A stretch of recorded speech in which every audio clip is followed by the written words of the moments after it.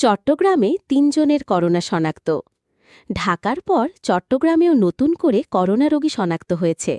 এ পর্যন্ত জেলায় ৩ জন রোগী শনাক্ত হওয়ার বিষয়টি নিশ্চিত করেছেন জেলা সিভিল সার্জন জাহাঙ্গীর আলম। সংক্রমণ ঠেকাতে আবার মাস্ক পরা, ভিড় এড়িয়ে চলাসহ নানা পরামর্শ দিচ্ছে স্বাস্থ্য অধিদপ্তর। জেলা সিভিল সার্জন জানান, আজ মঙ্গলবার চট্টগ্রামের একটি বেসরকারি ডায়াগনস্টিক সেন্টারে এক রোগীর শরীরে করোনা ভাইরাস শনাক্ত হয়েছে। এর আগে মা ও শিশু হাসপাতালে আরও ২ জন রোগী শনাক্ত হন। জেলা সিভিল সার্জন জাহাঙ্গীর আলম প্রথম আলোকে বলেন, করোনা মোকাবেলায় নতুন করে প্রস্তুতি নেওয়া হচ্ছে। আইসোলেশন হাসপাতাল নির্ধারণ সহ প্রয়োজনীয় ব্যবস্থা নেওয়া হচ্ছে।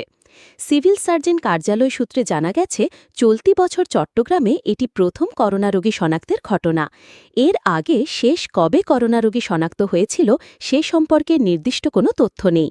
সূত্র আরও জানায়, চট্টগ্রামে কোভিড শনাক্ত করার কিটের সংকট রয়েছে। সরকারি আরটিপিসিআর ল্যাবে এখন কিট নেই। শনাক্তের কিট কেবল বেসরকারি হাসপাতালগুলোই রয়েছে। সিভিল সার্জন জাহাঙ্গীর আলম বলেন, কয়েকদিনের মধ্যে আশা করছি কিট এসে যাবে। অন্যান্য যন্ত্রপাতি প্রস্তুত করা এবং হাসপাতালগুলোর প্রস্তুতির কাজও এগিয়ে চলছে। স্বাস্থ্য অধিদপ্তর জানিয়েছে, বাংলাদেশে কোভিড-১৯-এর নতুন ধরন ছড়াচ্ছে।